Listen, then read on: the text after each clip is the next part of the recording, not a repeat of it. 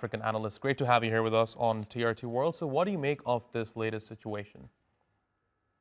Well, this latest situation, if they do indeed, the government forces indeed, is able to capture the presidential palace, it could hasten, the full capture by the army, by the government army of the whole of Khartoum and its surrounding areas, and also maybe actually hasten, the end of the war. But given the current situation, do you find it likely that international community, international players rather, would have to intervene to bring the tensions down? Yes, I mean there have been past interventions, brokered by Saudi Arabia and the US, in Jeddah. That led to the Jeddah Declaration, but that declaration wasn't adhered to. And as we speak now, yesterday, the regional body, the Authority, Intergovernmental Authority of Development, IGAD, met in Addis Ababa yesterday to try and hash out some peace talks. The government actually last year or so pulled out, said it wasn't going to be part of that IGAD broker talks. But now, since then, it has stated its intention to rejoin the peace talks. So I believe that international involvement will be possible. And I know that Turkey is also trying to make moves to get involved in brokering some peace.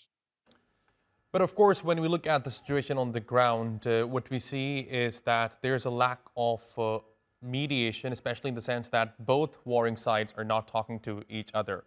So how do you think mediators can make that happen? Well, there's bad blood. I mean, whenever I talk about this war, I always use the word the intransigence. Both sides, General Dagalo, who leads the RSF, and then General Buhan, who leads the government forces, are both very, very intransigent. They have dug their heels in. No one is prepared to give an inch to the other. But I believe that we continue sustain the international efforts. The two sides will be able to, the two sides could be brought to the negotiating table to hammer out some ceasefire. There have been so many ceasefires in the past which have been broken, but I believe that with sustained effort by international bodies, international artists, the two sides could sit down to hammer out a peace deal eventually, not in the very foreseeable Okay. future, Now, but Jonathan, eventually. of course, as you know, that Khartoum has remained under the control of the RSF since the war erupted. Now that the Sudanese army is able to capture the presidential palace, is that perhaps an indication that this war could come to an end? I wouldn't say the Sudanese government, the army's recapture of the presidential palace or Khartoum would mean an immediate end to the war, but it could precipitate, it could hasten the end, to the war because look, both sides, each side, think that it is stronger than the other, right? And everybody would like to go to the negotiating table from a position of strength. So if one side is weakened, right, that will make the peace efforts much easier.